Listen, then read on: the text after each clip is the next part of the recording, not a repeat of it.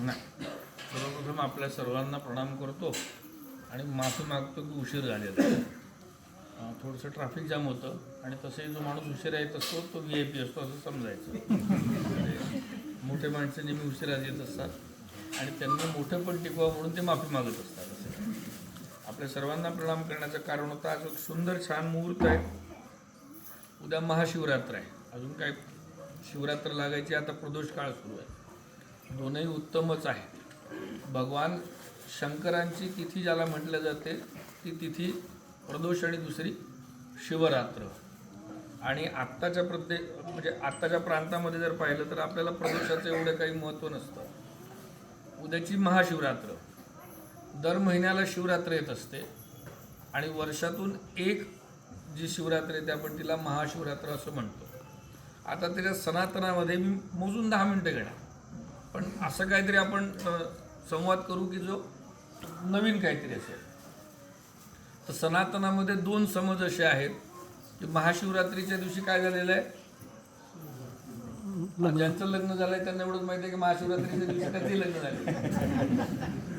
बरं, यांची 2 लग्न झाले आणि त्यांची 2 लग्न झाले, समजलं का?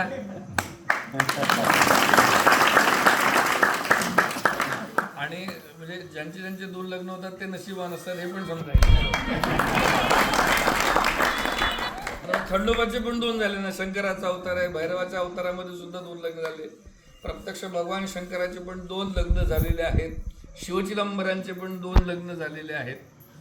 आपल्याला एकच झेपत नाही, त्याच्यामुळे आपण एकदम संत बनायला जाऊ नाही तर म्हणजे आपणासारखी करी तात्काळ नाही काळ वेळ असं विषय बिलकुल नाही, तेवढ्या बाबतीत ते नाही. तर महाशिवरात्रीच्या दिवशी भगवान शंकराचं आणि पार्वतीचं लग्न झालं असं सहज सबल आहे. सनातन धर्मामध्ये कुठल्याही देवतेचं अवतार वादात नाही बरं का. अवतार म्हणजे कुठले झाले, भगवान विष्णू आहेत, त्यांचे अवतार कुठले आहेत, मत्स्य, कच्छ, वराह, वामन, परशु, त्याच्यानंतर काही मतानुसार बलराम, काही मतानुसार कृष्ण आणि बुद्ध हे त्याचे अवतार झाले. मूळ दैवत कोण, विष्णू बरोबर. आता विष्णूंचं प्रत्यक्ष देवावतारामध्ये देवांमध्ये लग्न झालेलं नाही. तुम्ही आतापर्यंत कधीच ऐकलं नसेल की लक्ष्मी आणि विष्णूचं लग्न लागलेलं आहे. ऐकलंय का?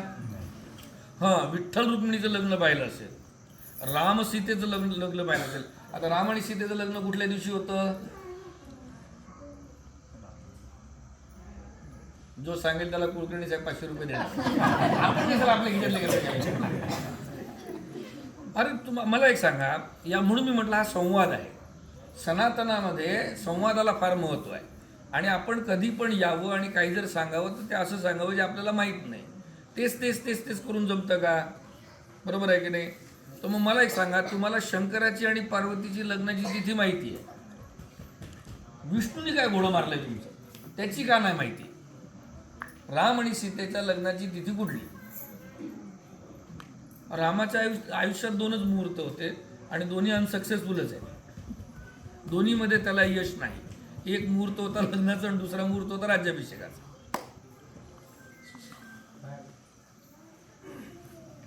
बरं ठीक आहे, चला तुम्हाला असेल माहीत नसेल माहीत, ज्या दिवशी राम आणि सीतेचं लग्न झालं त्याला विवाह पंचमी असं म्हणतात, बरोबर. विवाह पंचमीला दोघांचं लग्न झालं. मग श्रीकृष्ण आणि रुक्मिणीचं लग्न कधी झालं, वसंत पंचमीला. विवाह पंचमी, वसंत पंचमी. म्हणजे विष्णूच्या जेवढे अवतारांमध्ये लग्न झालं ते आजीसाठी एकदा टाळ्या. म्हणजे ट्रस्टी ती आहेत ना आळंदीचे, जे बरोबर उत्तर देतात त्या आळंदीचे ट्रस्टी होतात आजी. तर विष्णूचे जेवढे काही लग्न झाले अवतारवादामध्ये त्या सगळ्या तिथ्या होत्या पंचमी. आणि भगवान शंकराचं अवतारामध्ये कुठेच लग्न झालं नाही बरं का. पाहिली का गंमत, भगवान विष्णूचं दैवतेमध्ये कुठेही लग्न झालेलं नाही, सगळे अवतारामध्ये लग्न झालेत. आणि भगवान शंकराचे जेवढे लग्न झाले तेवढे सगळे देवत्वामध्ये झाले, अवतारामध्ये झाले नाही. आता प्रॉब्लेम असा आहे की आपल्याला विष्णूचे अवतार माहिती आहे, शंकराचे अवतार माहिती आहेत का, कारण की त्यांचे लग्न झाले नाही म्हणून सगळे लग्न झाले नाही टाळ्या वाजवा. त्यांचे लग्न नाही झाले त्यांचे अवतारच माहित नाही, पण ते स्वतः अवतार असतात. त्यामुळं सनातन धर्मामध्ये ज्या देवतेचं लग्न प्रॉपर लागलेलं आहे, प्रॉपर, तो एकुलता एक देव आहे भगवान शंकर. आता या शंकरामुळेच काय झालं, तर या शंकरामुळेच आम्हाला 52 शक्तीपीठ मिळाली. मग तुम्ही म्हणाल शंकरामुळे कसं, वेळ आहे ना सगळ्यांना, जेवणाची व्यवस्था आहे का इथे, जेवणाची व्यवस्था केली आहे, मग बसू घ्या आपण, जेवल्याशिवाय जात नसतात हो, प्रसाद आहे ना तो. गोड काय आहे, लापशी, ठीक आहे चला ऍडजस्ट करा. हा, लापशी ऍडजस्टमेंट असते, प्रसाद आहे असं म्हणायचं खायचं. आता बघा बरं का, एकदा काय झालं, भगवान शंकर तपस्येला गेलेले आहे. यांना एकच काम आहे, म्हणजे जगात कामधंदा कसा करावा भगवान शंकरासारखा. काहीच कामधंदा नाही, घर नाही, दार नाही, प्लॉट नाही, काहीच नाही. म्हणजे खरंच पार्वती म्हणजे प्रेमविवाह जगातला सर्वात पहिला जर कुठला असेल तर तो सतीचा आणि शिवाचा होता. आणि आजकालचे प्रेम म्हणजे आपल्याला प्रेम कुठलं माहिती आहे, राधेचं, कृष्णाचं. पण खरं प्रेम जर कोणाचं असेल ना तर ते सती आणि पार्वतीचं शंकराप्रती. प्रेम कसं असावं, 4 लोकांमध्ये ज्याच्यामुळे बेइज्जती होईल असं प्रेम. कपडेच घालता येत नाही ना महाराज, अर्ध व्याघ्रंबर आहे, व्याघ्रजीन आहे, गजजीन आहे, दुसरं प्रॉपर्टी काहीच नाही. त्याच्यापेक्षा सर्वात मोठी गडबड, आई वडिलांचा पत्ता नाही, मामा कुठून येणार आहे. बरं, घरात गाडी घोडी असावी, नोकर चाकर असावे, तर तिथे बेइज्जती कशी, वाहन मर्सिडीज असावं, लँड रोवर असावी, फारच फार इनोवा असावी, बरं जाऊ द्या आजकालच्या परिस्थितीमध्ये वॅगनर असावी, बैल. बरं, नोकर चाकर असावे, तर नोकर चाकर भरपूर आहे बरं का, काही कमी नाही. एकाला तोंडच नाही, एकाला 6 तोंड, एकाला हातच नाही, एकाला 10 हात, त्या सगळे भूतखेतच आहे ना. म्हणजे पार्वतीला बाहेर जाऊन घाबरायची गरजच नाही, घरातल्या घरातच घाबरून घ्यायचं. त्यामुळे मला असं वाटतं की पातिव्रत्याच्या बाबतीत पहा बरं का गुरुजी, आपला नवरा जिवंत राहायला पाहिजे, 7 जन्मी तोच मिळाला पाहिजे, हे नाही उपास करत बरं का तुमच्यासाठी, तुम्ही यांच्यासाठी उपास करता. म्हणजे लक्षात ठेवा, विश्वासार्ह कोण आहे, जातच नाही तो. आणि हिला गॅरंटी असते की पुढल्या वर्षी पण खोटा याचाच लागला बरोबर. म्हणून पहा बरं का, आपण प्रेमाचं वर्णन केलं, शंकराच्या विचित्र पद्धतीचं वर्णन केलं. प्रॉपर्टी नाही, घर नाही, दार नाही, चांगलं राहणारं नाही. बरं, मेकअप करावं, पावडर लावावी. म्हणजे आजकाल काही लोक पूजेत येताना ते भस्म नाही भेटलं का ते पॉन्ड्सची घेते आणि तेच लावते भस्म, गरज नीटकी आहे म्हणजे, बरोबर आहे की नाही. परंतु विचार करा, ज्याला राहणं नाही, ज्याच्या नावाने प्रॉपर्टी नाही, कुठल्याही दैवतेमध्ये सन्मान नाही, बरोबर, अशा व्यक्तीवर प्रेम करणं फार कठीण आहे बरं. याला संसार म्हणतात, याला संसार म्हणतात. आणि म्हणून आता तुम्ही म्हणाल हे कुठून आणलं मधात, म्हणून मी म्हणत असतो की पातिव्रात्याच्या सौभाग्याच्या जेवढ्याही काही तुमच्या रीतीभाती आहेत त्या सगळ्यांची देवता पार्वती. माहित होतं का तुम्हाला हे? मंगळागौर, 16 सोमवार, भरोसाच नाही म्हणून टिकली. हा, ते म्हणून आता अजून तुम्हाला एक गंमत सांगतो. तुम्हाला हे कसं काय, लापसी आहे बरं का. आता इथपर्यंत आलो, मग आपण पार्वतीला महत्व दिलं की सौभाग्याचं सगळं लक्षण पार्वतीकडे. मग आता पार्वतीने काय केलं, पार्वतीने तप केलं. असं म्हणतात 30,000 वर्ष तप केलं. आता हरतालिकेला काय, वृक्षवल्ली आम्हा सोयरे वनचरे पक्षी ये सुस्वरे आळविती, एरवी झाडांकडे कधी जात नाही. ती हरतालिका आली की प्रत्येक झाला ओरबडून काढलेली, याचे पानं तोड, त्याचे पानं तोड. कधीतरी तुम्हाला असा प्रश्न पडला का की हरतालिकेला आपण वाळूचा शंकर बनवतो, बरं त्या शंकरासाठी एकदा टाळ्या होऊ द्या. शंकरालाही माहित नव्हतं का फुलपात्रामध्ये तो निघणार आहे, त्या रीतीवर फुलपात्र ठेवते, त्याला काळं करते, गॅसवर सद्गुरू. एलपीजी युक्त शंकर, पहिले चुलीवर करायचे, कापराची वात धरायचे, मग त्याला ते 3 बोटा, आता एलपीजीवर. म्हणजे सगळं मॉडर्न झालेलं आहे, शंकरांनी सुद्धा बदललं पाहिजे. मग आपण हा प्रश्न नाही ना. आपला प्रॉब्लेम काय झाला, पहिले आपण 1 बर्नरची शेगडी ठेवायचो, मग 2 बर्नरची. हा, म्हणजे आता कसं गरज वाढत चालली. आणि स्त्रीची जात कशी असते, तिला संग्रह करावा वाटतो, हां अपडेट व्हावं असं वाटतं. तर पहिले कसं होतं गुरुजी, 2 बर्नर भरपूर असायचे, म्हणजे वरण भात, मग यांना आलं भाजी पोळी, मग 3 बर्नर आले. आता 4-4 बर्नरच्या शेगड्या येतात. आता काही दिवसानंतर 5 बर्नरच्या शेगड्या येतील. आणि चुकून जर नवऱ्याने विचारलं की 5वं कशासाठी, धरतील आणि त्यालाच बसवून. स्त्रीचा स्वभाव आहे, स्त्री संसार करते. आम्ही जेव्हा म्हटलं की सामान्य सकळ जनाला पृथ्वीवर अवतार घेतल्यानंतर, पृथ्वीवर जन्म घेतल्यानंतर हा मृत्यू लोक आहे. हा मृत्यू लोक आहे, कारण की इथे सत्य एकच आहे, मृत्यू. म्हणून याला मृत्यू लोक म्हणतात. स्वर्गाला स्वर्ग लोक का बरं म्हणतात, अंतिम सत्य स्वर्ग आहे, त्यामुळे त्याला स्वर्ग लोक म्हणतात. विष्णू लोकाला विष्णू लोक का बरं म्हणतात, अंतिम सत्य विष्णू आहे. तसंच याला मृत्यू का बरं, मृत्यू लोक का बरं म्हणतात, मृत्यू एकच सत्य, बरोबर.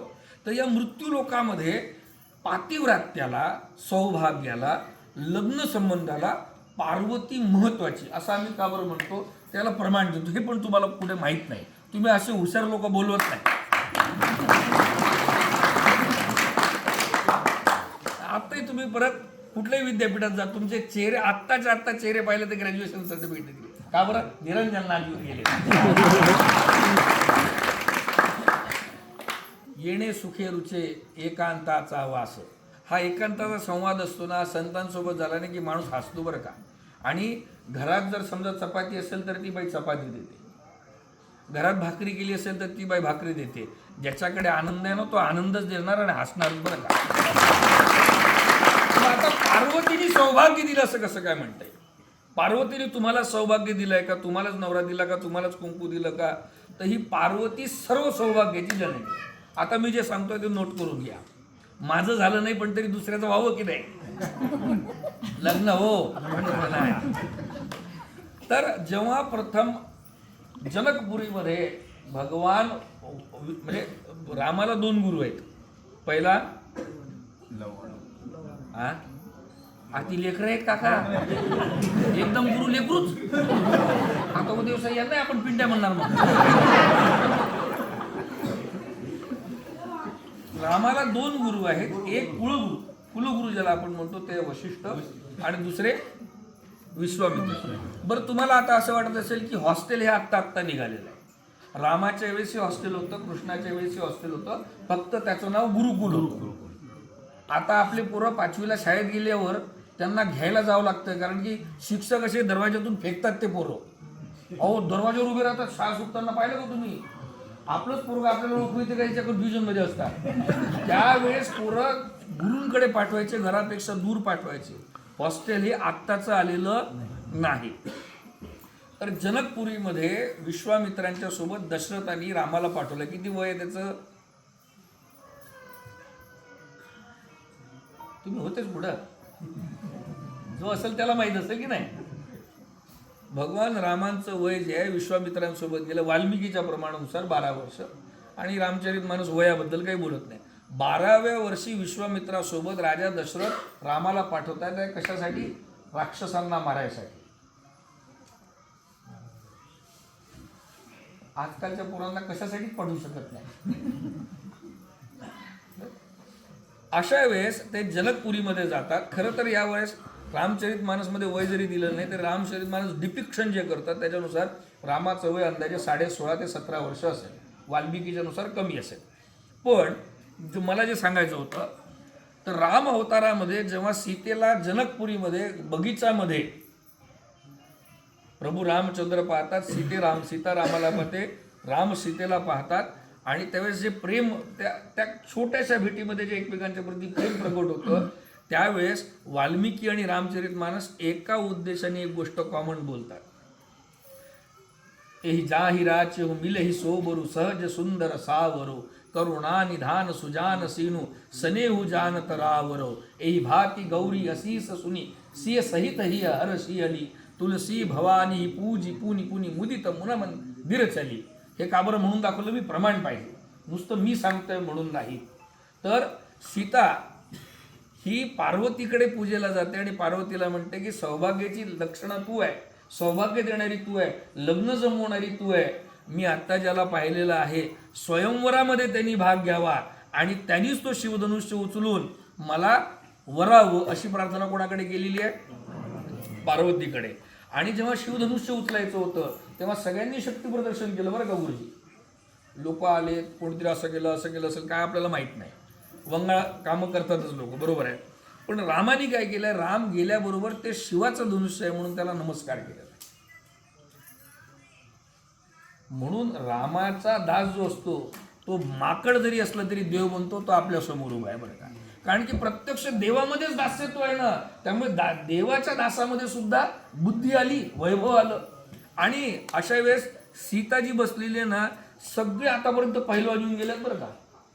आणि त्या मनाने प्रभू रामचंद्र कोवळे सुकुमार आहे, सावळे आहेत, आणि असं गॅरंटी नाही की धनुष्य उचलत असतील. तर रामचरित मानस असं सांगतं की आता ही सीता परत पार्वतीला सांगते की मी ज्याच्या बाबतीत तुला बोलली होती तो आता आलेला आहे, शिवधनुष्य उचलतोय, तू कसंही करून याला शक्ती दे.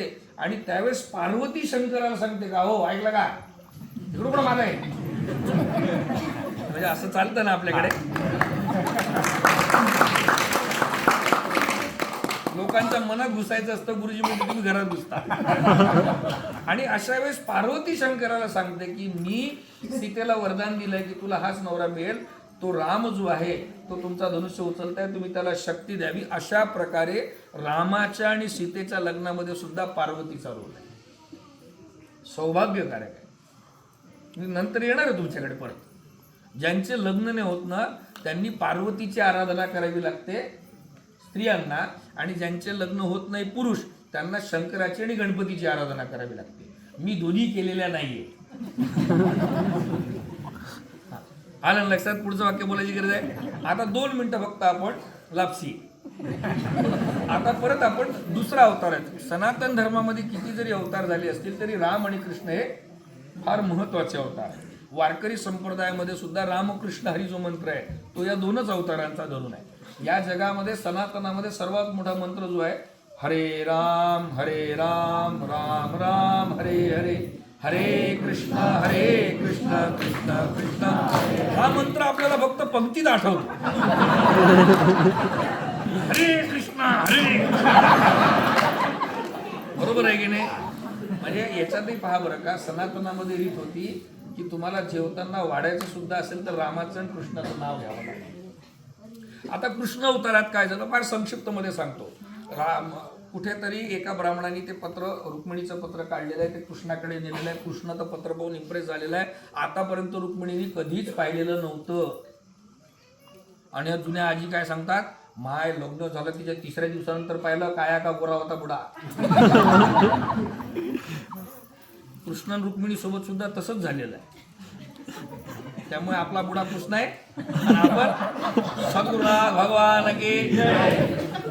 तर ते जगातलं पहिलं लव्ह लेटर जे आहे, जगातलं पहिलं प्रेमपत्र जे आहे, त्या प्रेमपत्राचं नाव फार सुंदर आहे. आणि त्या प्रेमपत्राचं नाव आहे रुक्मिणी स्वयंवर. एकनाथ महाराजांनी खूप सुंदर ग्रंथ लिहिलेला. आणि ही रुक्मिणी मनातल्या मनात वरून भगवान श्रीकृष्णांना प्रेमपत्र लिहिते. ते प्रेमपत्र एका ब्राह्मणाकडे भगवान श्रीकृष्णाकडे जातं आणि त्या पत्राचं उत्तर म्हणून फक्त एवढा निरोप दिला जातो की आम्ही येतोय आणि आम्ही तिला वरणार. बरोबर? आता तुम्ही म्हणाल रामाच्या वेळेस पार्वती होती हे कळलं, कृष्णाच्या वेळेस आम्ही पार्वती कधीच ऐकली नाही. ऐकले कधी? हुशार माणसं बोलत नाही ना. आता मी थोडंसं रिकॉल करतो, 5च मिनिटं. लापसी शेवट गोड करी याच्यासाठी केला होता अट्टा, असं शेवटचा तिचं गोड व्हावा. आता निश्चिंतीने पावलो विसावा, कुंटलिया धावा कृष्णेची या. अभंग म्हटला, टाळ्या वाजवा.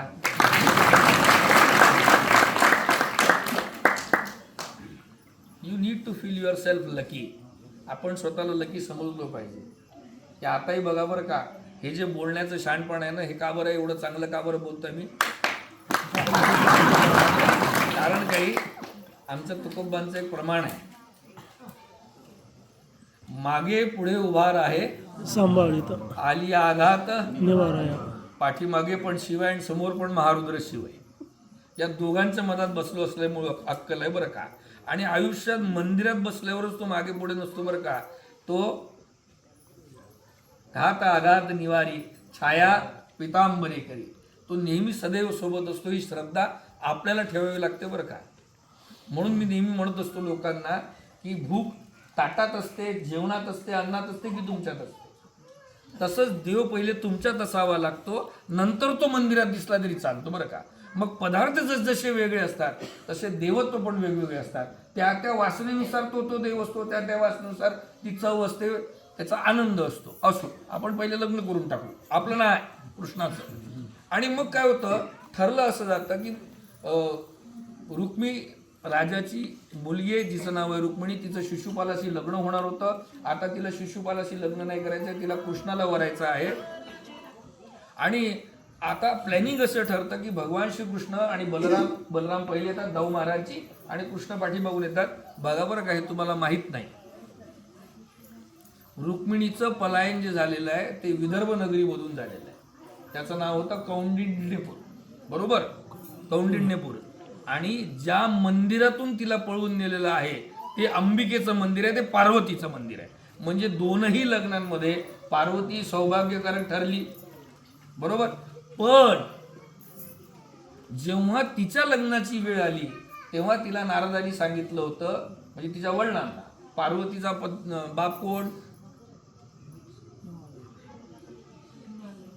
माय काय आवाज भाऊ, काहीच माहित नाही. हिमालयाला नारदांनी भविष्य सांगताना असं सांगितलं की हिचा पती हा उच्च असेल, देवांचा पण देव असेल. पण नारद आहेत ना, ते सरळ बोलत नाही. नारद म्हणले हिचा पती दिसायला विचित्र असेल, मातू पितूहीन असेल, करंटा असेल, ज्याच्याकडे लक्ष्मी नसेल, आणि जर समजा हे नसेल तर हिच्या नशिबात लग्नच नाही. अशा वेळेस पार्वती तपस्याला निघते. मग आता आपलं फुलपात्र आलं, गॅसवर गरम करून काळं करणं आलं. ते का बरं बोललो होतो तर ते आत्ता सांगतो. या पार्वतीने, म्हणजे परत शिव महापुराण आणि रामचरित मानसमध्ये पण आहे बरं का वर्णन. रामचरित मानसमध्ये शिव पार्वतीचं लग्न आहे. एखाद दिवस रामकथा करा, चांगली करतो मी. आपल्याला काय आहे तसं मी चांगलं भविष्य पण सांगतो बरं का.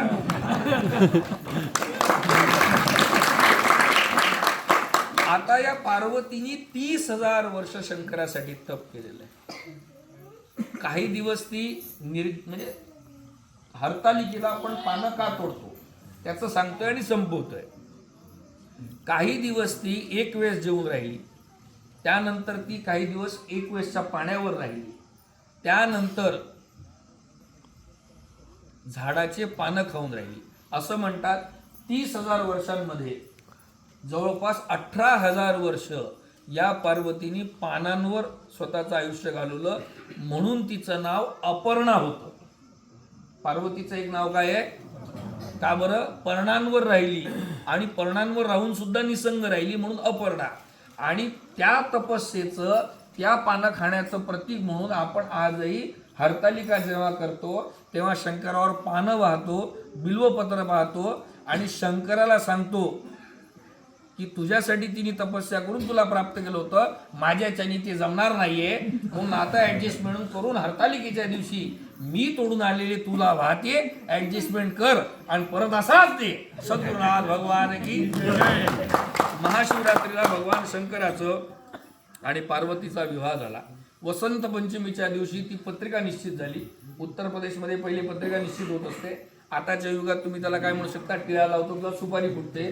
सीमंती पूजन आजच्या दिवशी होतं, जो प्रदोषचा दिवस होता. सीमंती पूजन झाल्यावर उद्याचं लग्न होतं. आणि फार अजून एक सांगतो, दुसरं प्रमाण असं आहे की याच दिवशी गुरुजी, याच दिवशी भगवान शंकरांनी ब्रह्मा आणि विष्णूला स्वतःचं बृहद रूप दाखवलं होतं. याच दिवशी ब्रह्म्याला तो श्राप मिळालेला आहे, तो खोटा बोललेला आहे म्हणून केवढ्याला श्राप दिलेला होता. याच दिवशी ब्रह्माला श्राप मिळालेला आहे महाशिवरात्रीच्या दिवशी की तू खोटा बोलला असल्यामुळे तुझी कुठेही पूजा होणार. त्यामुळे जेवढे काही देव नाही आहेत ते सगळे खोटारडे आहे असं म्हणत एकमेकांकडे बोल टाळी वाजवा. खोटा बोलतो तो देव नाही. ब्रह्म्याला भगवान शंकरांनी शिवलिंगाने श्राप दिलेला आहे कारण की ते खोटे बोलले होते आणि खोटं बोलल्यापायी ब्रह्म्याला देवत्व प्राप्त नाही. तसं म्हणजे राजस्थानमध्ये एक मंदिर आहे, आता भरपूर मंदिरं निघाले आज पुष्कर हे नाव योग्य राहील. टाळ्या बघा त्यांच्यासाठी. एका हुशाराला दुसरं हुशार भेटलं की बरं वाटतं. त्यामुळे याला 2 प्रमाण आहे की महाशिवरात्रीच्या दिवशी भगवान शंकर आणि पार्वतीचा विवाह झाला होता, आणि दुसरं प्रमाण आहे की याच दिवशी भगवान शंकराचं बृहद लिंग हे स्थापित झालं. याच दिवशी ब्रह्म्याला शाप मिळाला, आणि याच दिवशी विष्णूला त्यांनी शब्द दिला की तुझ्या सत्यतेच्या प्रती, तुझ्या म्हणजे ज्याला आपण म्हणतो ना स्थिर राहण्याच्या प्रती मी सदैव तुला सहकार्य करेन. ठीक आहे. आणि फक्त आता शेवटला एक बोलतो, लापसी उभं राहतोय नाही, आता फार महत्वाचं बोलतो तेवढा आहे का कानं देऊन. काका तुम्ही थांबा वाटलं सर. परी एकले अवधान दिजे मग सर्व सुखासी पात्र होजे, हे प्रतिज्ञोत्तर माझे उघडे आहे का. या क्षेत्रावर येण्याची माझी आयुष्यातली 5वी वेळ आहे. बरोबर. फक्त एकच गोष्ट सांगतो, या शंकराला एका जणांनी मुंडकं चढवलं होतं, शिरस्थमम जलीवान. कोणीतरी कैलास उचलून दाखवला, कोणीतरी बळी दिले. तुम्ही देवाला काय चढवता त्याच्यावर देव तुम्हाला काही देत नसतो. फार महत्त्वाचं सांगतो बरं का. तुम क्या चढ़ाते हो इसके ऊपर भगवान तुम्हें आशीर्वाद नहीं देता. रावणाने मुंडकं चढवलं होतं तरी त्याचं कर्म खराब होतं, त्यामुळे रावणाला मृत्यूच मिळाला. त्यामुळे ते तुम्ही म्हणता ना 1 लोटा जल, तुम्ही परत सांगतो, तुम्ही 1 लोटा जल चढवा, दूध चढवा, दही चढवा, मध चढवा, तुमचं कर्म जे आहे ते तुमच्या भक्तीत आहे, चढाव्यामध्ये नाही. तरी 100 रुपयाची नोट चढवली तर काही हरकत नाही. पण देवाला काहीतरी दिल्यावर आपल्याला देव खुश करतो, ही चुकीची व्याख्या आयुष्यातून काढून टाकाल. नामसंकीर्तन साधन पै सोपे, जळतील पापे जन्मांतरीची, न लगे सायास जावे वनांतरा, सुखे येतो घरा नारायण. भगवान शंकराचे अनेक उत्तम मंत्र आहे. लोकांवर इम्प्रेशन जर पाडायचं असेल तर मग जोर करत बोलायचं, टटाटवी गलत चला. आता हा घरात कल्लाच करतो, त्यामुळे याचा देव तसाच असणार आहे. परंतु भगवान शंकराचा बृहत अतिशय महत्वाचा मंत्र एकच आहे, तो आहे नमः शिवाय. ज्ञानेश्वर महाराजांनी सुद्धा 13व्या अध्यायामध्ये पंचाक्षरी मंत्राचाच उल्लेख केलेला होता. त्याला ओमचं संपुट लागल्यामुळे त्याला ओम नमः शिवाय असं म्हणतात. त्यामुळे हाच सर्वोत्कृष्ट मंत्र आहे, याचा जप करावा. भगवान शंकरांना जल आवडतं, त्यामुळे ते जल चढवावं. 12 महिने 24 तास त्यांना शृंगार नसतो, त्यामुळे ते कुठल्याही वेळेस तुम्ही त्यांना जल चढवू शकता. ते जेवढे भोळे आहेत तेवढेच ते भैरव पण आहे, म्हणून त्यांचं नाव भोलेनाथ आणि भैरव दोन्ही पण आहे. त्यामुळे कर्म करा, भगवंताला रिश्वत द्यायचा प्रयत्न करू नका.